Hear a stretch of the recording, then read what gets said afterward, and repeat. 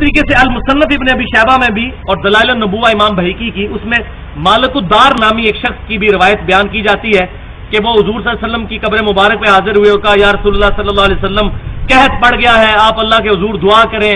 تو حضور صلی اللہ علیہ وسلم ان کو خواب میں آئے اور کہا کہ عمر کو جا کے میرا سلام کہنا، عمر کو کہنا کہ عقل مندی سے کام لے، سختی نہ کرے، اللہ تعالیٰ تمہیں عنقریب سیراب کر دے گا، اور یہ سارے معاملات. تو وہ حدیث جو ہے اس میں محمد بن حازم اور آمش مدلس، دو راوی مدلس ہے اور عام سے روایت کر رہے ہیں. اور اگر کسی نے اس روایت کو صحیح ماننا ہے تو وہ پھر حسن بصری والی تدلیس والی روایت بھی صحیح ہوگی کہ جو شخص اپنے نسب پہ فخر کرتا ہے اس کو کہو گے اپنا باپ کا عضو تناسل کاٹ کے اپنے منہ میں رکھ لے. ولیعوذ باللہ. اگر وہ ان کے مطلب کی حدیث ہو تو کہتے ہیں جی حدیث صحیح ہے، اگر نہ ہو تو کہہ دیتے ہیں ضعیف ہے. ایک روایت جس پر آپ بات سن رہے تھے اور جناب کہہ رہے تھے جی اس میں دو راوی مدلس ہیں اور اس روایت کو ضعیف قرار دیا اسی بنیاد پہ. مصنف ابن ابی شیبہ کے اندر یہ روایت موجود ہے، کتاب الفضائل کے اندر 32,537 نمبر حدیث ہے، المصنف ابن ابی شیبہ کے اندر. یہ روایت جو ہے اس کی سند میں دو راوی ہیں. ایک ہے حدثنا ابو معاویہ عن آمش، یہ آمش جو ہے وہ معاویہ جو ہے عن سے روایت کر رہے ہیں اور پھر آمش بھی عن ابی صالح سے روایت کر رہے ہیں. دو راوی مدلس ہے جو عن سے روایت کر رہے ہیں. اب مالک دار کی یہ روایت ہے اور اس پر کافی اعتراض ہوتا ہے. سب سے پہلے تو سند پہ بات ہم کرتے ہیں کہ یہ حدیث ضعیف قرار دی گئی، حالانکہ یہ حدیث ضعیف نہیں ہے. جس بنیاد پہ اعتراض کیا گیا وہ یہ کہ اس سند میں ایک ہے محمد بن خازم اور دوسرے امام اعمش جو ہے وہ کہتے ہیں کہ یہ دو جو راوی ہیں یہ مدلس ہیں. یہ کون ہے؟ مدلس ہیں. اور مدلس کی آنے والی روایت کی سماع کی تصریح موجود نہ ہو تو پھر جو ہے وہ روایت ضعیف ہوتی ہے. یہ بھائیو کہنا تھا جو اعتراض کر رہے تھے جناب مرزا صاحب. اب اس پہ کافی دیوبندی علماء نے اعتراض کیا. میں آج انشاءاللہ تعالی میں کہتا ہوں یہ بات سننے کے بعد اس حدیث پر کوئی اعتراض نہیں بچے گا اصول محدثین پر. مصنف ابن ابی شیبہ کی اس روایت کو حافظ ابن کثیر نے البدایہ و نہایہ کے اندر نقل کیا. میں سکین آپ کو لگا دوں گا، سامنے نظر آ رہا ہوگا آپ کو. اور انہوں نے کہا کہ ھذا حدیث صحیح الاسناد، اسی حدیث کو.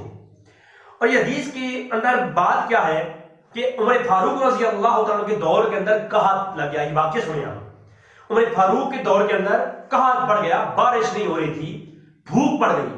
تو فرمایا فجار رجل الی قبر النبی، ایک قبر نبی پر ایک رجل گیا، ایک شخص گیا. اب یہ رجل کا نام یہاں نہیں آیا اس روایت کے اندر، مصنف ابن ابی شیبہ کے اندر روایت کے اندر رجل کا نام نہیں ہے.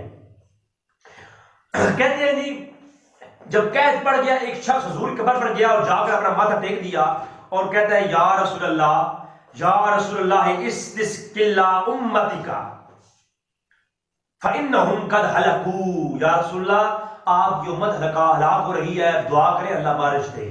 قبر پر جا کے اور قبر کو مخاطب کر کے حضور کو مخاطب کر کے دو خطابوں کے ساتھ پکارا اور فرمایا ایسے پکارا جیسے زندوں کو پکارا جاتا ہے. صحابی رسول کا عقیدہ. اور جا کے کہتا ہے کہ اللہ سے دعا فرمائے اللہ بارش دے. پھر واپس حضور اس کی خواب میں آئے، حضور نے بتایا کہ جا کے حضرت عمر کو کہو کہ بارش ہوگی، تم پریشان نہ ہو، اپنی ذمہ داری جو ہے وہ نبھاؤ خلافت کی، اور پریشان نہ ہو، تم سیراب کر دیے جاؤ گے. یہ بات جب عمر نے سنی تو وہ رو پڑے. یہ حدیث کے متن ہے حدیث کا. اس کی جو سند ہے اس کو حافظ ابن کثیر جو دیوبند کے علماء میں سے ہیں انہوں نے کہا کہ ھذا حدیث صحیح الاسناد. اور اس کے علاوہ حافظ ابن حجر عسقلانی فتح باری شرح بخاری کی شرح لکھی جنہوں نے، جو سب حضرات کو امام مانتے ہیں، انہوں نے فتح باری کے اندر لکھا کہ ھذا حدیث صحیح الاسناد، یہ حدیث صحیح ہے. اور انہوں نے یہ بھی کہا کہ اس کو ابن ابی شیبہ نے روایت کیا اور وہ جو شخص ہے حضور کی قبر پہ آنے والا رجل، وہ رجل مجہول نہیں ہے بلکہ وہ بلال بن حرس تھے. کون تھے؟ حضرت بلال بن حرس رضی اللہ تعالیٰ عنہ. وہ حضور کی قبر انور میں جا کے انہوں نے یہ سارا معاملہ کیا تھا. تو ایک تو یہاں پر یہ بات معلوم ہوئی اس میں محمد بن خازم اور امام اعمش کے دو مدلس ہیں. اب مدلسین کا اگر کوئی بھی راوی ان سے روایت کرے تو اس کو ضعیف نہیں کہا جاتا. یہ جاہل لوگ ہیں، نادان لوگ ہیں، ان کو جب علم جس کو نہیں ہوتا وہ بیچارہ جو ہے نا حدیث کو بس اور کچھ نہیں، ان سے روایت کیا، تدلیس موجود ہے، مدلس ہے، فلاں راوی، حدیث صحیح. اور بھائی پورے تاریخ علم حدیث کے اندر کوئی ایک کتاب دکھاؤ جس کے اندر ان سے روایت ہو حدیث اس کو ضعیف قرار دیا گیا ہو اسی بنیاد پہ. آج دن تک تو کسی نے یہ نہیں کہا، جنہوں نے یہ اصول بنائے، جنہوں نے حدیث پر کتابیں لکھی علوم حدیث پر، انہوں نے تو یہ بات کی نہیں. آج کے لوگوں کو یہ کہاں سے یہ علم آ گیا؟ سب سے پہلے مقدمہ ابن صلاح، میں نے ایک لیکچر ریکارڈ کروایا ہے علوم حدیث پر، وہ آپ ضرور سنیں. اس کے اندر میں نے پوری یہ بات بتائی کہ ضعیف حدیث کے متعلق میرا جو لیکچر ہے اس میں نے یہ بات بتائی کہ ہر روایت کے اندر جو مدلس ہوتا ہے ان کے 5 طبقے ہیں. مقدمہ ابن صلاح کے اندر موجود ہے یہ بات. اس کے علاوہ النکت جو مقدمہ ابن صلاح کی شرح ہے امام ابن حجر نے لکھی، اس کے اندر پڑھو. یہ علوم حدیث کی کتاب بتا رہا ہوں میں، یہ ان لوگوں سے مخاطب ہوں جو حدیث کو ضعیف کہہ دیتے ہیں ایسی چھوٹی چھوٹی بات پر. یہ مقدمہ نکت ابن صلاح کی کتاب، اس کے اندر یہ بات موجود. اور طبقات و مدلسین جس میں میں نے تدلیس پر ایک لیکچر ریکارڈ کروایا ہے اس کے اندر میں نے اس کے واجبات دیے ہیں، وہ لیکچر آپ سنیں. اس کے اندر میں نے ساری بات بتائی ہے تدلیس کیا ہوتی ہے، مدلس کون ہوتا ہے. اس کے اندر یہ بات طبقات و مدلسین کے اندر موجود ہے. اور اصول حدیث پر اس کے علاوہ جتنی بھی کتب لکھی گئی ہیں، کوئی بھی ایک حدیث پہ کتب دکھائیں چاہے وہ کسی نے بھی لکھی ہو، اس میں تدلیس کی جو ہے نا جو آج کل لوگوں نے بنایا ہوا ہے ایسا کسی نے نہیں لکھا. بھائی مدلس کے پہلے 5 طبقے ہیں. پہلا جو طبقہ اولا اور طبقہ ثانی، پہلا طبقہ اور دوسرے طبقے کی جو مدلس ہیں ان کی ان والی روایت صحیح ہوتی ہے، ان کی تدلیس والی روایت صحیح ہوتی ہے. اور طبقات و مدلسین میں آپ پڑھیں تو اور امام زیبی کی میزان الاعتدال، میزان الاعتدال کے اندر امام زیبی 316 صفحہ پر لکھتے ہیں کہ جو امام خازم ہے، محمد بن خازم، یہ طبقہ اولا سے ہے. طبقات و مدلسین میں موجود ہے. اسماء الرجال کی کوئی کتب اٹھا کے آپ دیکھیں یہ طبقہ اولا میں سے ہے اور ان کی ان والی روایت صحیح ہوتی ہے. اسی اصول کے البانی صحابی پیروکار ہیں، انہوں نے ایک صحیحہ سلسلہ حدیث صحیحہ والی جو کتاب ہے اس کے اندر ہزاروں ایسی حدیث انہوں نے لکھی ہیں جو ان سے روایت ہے. انہوں نے کہا یہ حدیث صحیح ہے. کیوں؟ البانی صاحب اس چیز کا علم رکھتے تھے کہ ہر مدلس جو ہوتا ہے اس کی حدیث صحیح نہیں ہوتی. تو امام خازم جو ہے وہ پہلے طبقے سے ہیں، لہذا ان کی تدلیس کو قبول کیا جائے گا، ان کی ان والی روایت صحیح ہوگی. یہ بات معلوم ہو گئی. اب دوسرے امام اعمش ہیں.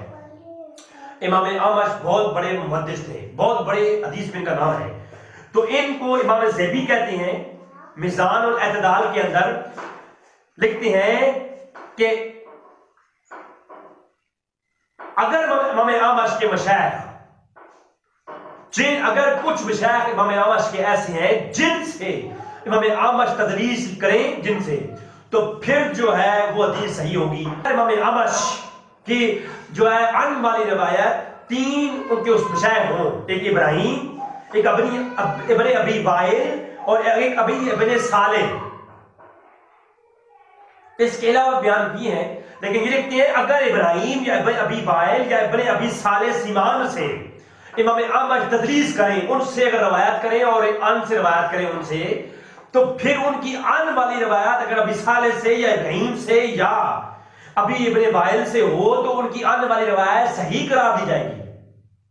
بھائی جنہوں نے یہ اصول حدیث بنایا ہے، یہ مدلس کی تدلیس، یہ سارے نام یہ کس نے بنائے ہیں؟ کسی حدیث کے قرآن میں تو ہے نہیں. جن لوگوں نے یہ قانون خود بنا کر یہ مدلس تدلیس کے بارے میں ایک چیز بتائی ہے، اس پر انہوں نے قانون بھی بنایا ہے نا. بس کہہ دو جی ان سے روایت ہے تدلیس ہے تو حدیث نہیں مانتے. بھائی یہ کہہ کر تم کیونکہ جنہوں نے یہ تدلیس والا قانون بنایا ہے انہوں نے ایک ساتھ قانون بتایا ہے کہ ان والی روایت کیسی ہوگی تو صحیح ہوگی اور کیسی ہوگی تو ضعیف ہوگی. لہذا اس روایت میں امام محمد بن خازم اور امام اعمش دونوں محدثین کے ہاں اگر تدلیس بھی کریں تو ان کی روایت صحیح ہوگی. اب چونکہ یہ جو حدیث کی سند ہے یہ تو میں نے مصول محدثین پر ہی بتا دی کہ سند میں کوئی اعتراض علم والا بندہ نہیں کر سکتا. حدیث صحیح ہے. اگر اس کی سند پر کسی کو اعتراض ہو تو بے شک وہ ہمیں بتائے، ہم اس کے ساتھ بات کریں گے کہ اس کی سند صحیح ہے حدیث کی اصول محدثین پر، چاہے وہ ان سے روایت کیوں نہیں کر رہے ہوں، حدیث صحیح ہے۔ اب اگلی بات، اس حدیث پر ایک اعتراض اور ہوتا ہے، وہ یہ کہ اس میں جو راوی جو ایک بندہ مجہول ہے، وہ یہ کہ کہا کہ فجا رجل الی قبر النبی، ایک رجل گیا قبر نبی پر، ایک شخص گیا، وہ شخص کون ہے اس کا نام نہیں موجود۔ بھائی پہلی بات تو یہ ہے، پہلا جواب تو یہ ہے کہ میں نے بتا دیا، حفص نے جلے بتایا کہ وہ رجل بلال بن حرس ہے۔ اگر کوئی کہے کہ جی یہ مصنف ابن شیبہ میں اس کا نام نہیں ہے، صرف لفظ رجل ہے، وہ پتہ نہیں کون تھا شخص، تو میں یہ کہتا ہوں ہمیں اس رجل سے کام ہی نہیں ہے۔ بھائی ہم اس رجل کو کیوں کہ اس سے ہمیں کیا کام ہے؟ ہمیں تو عمر فاروق رضی اللہ تعالیٰ سے کام ہے، کیونکہ عمر فاروق رضی اللہ تعالیٰ کے پاس جب وہ رجل گیا، وہ شخص گیا، اس نے جا کے سارا ماجرا سنایا، تو عمر فاروق نے یہ نہیں کہا بھائی تم کون ہو، تم تو صحابی بھی نہیں ہو، میں تمہیں جانتا نہیں ہوں، تم کون ہو، تم نے جا کے یہ بات کہی اور سنی اور میں کیسے مانوں تمہاری بات۔ اگر کوئی وہ کذاب راوی یا کوئی کذاب رجل ہوتا تو عمر فاروق اس کی بات ہی نہ سنتے، جبکہ عمر فاروق حدیث کے لفظ یہ ہے کہ عمر فاروق نے اس رجل کی باتیں سنی اور رونے لگ گئے، تو عمر فاروق پر اس کی باتوں کا اثر ہوا۔ اس کا مطلب یہ ہے وہ اس رجل کو عمر فاروق قبول کرتے تھے اور اس کی بات پر یقین کرتے تھے، اور یقین کر کے رونے لگے۔ لہٰذا عمر فاروق کا اگر اس رجل کو تسلیم کر لیا ہے تو ہمیں بھی کیا حرج ہے، ہم بھی تسلیم کر لیں گے۔ لہٰذا اس حدیث پر کوئی جاہل بندہ یہ کہہ سکتا ہے جی اس حدیث میں تو جی جو ہے سندی مسئلہ ہے، فلاں مسئلہ ہے، علم والا بندہ، علوم حدیث رکھنے والا بندہ کم از کم ان حدیث پر کبھی کوئی اوپر سے تنقید نہیں اٹھائے گا۔ دعا ہے اللہ تعالیٰ میں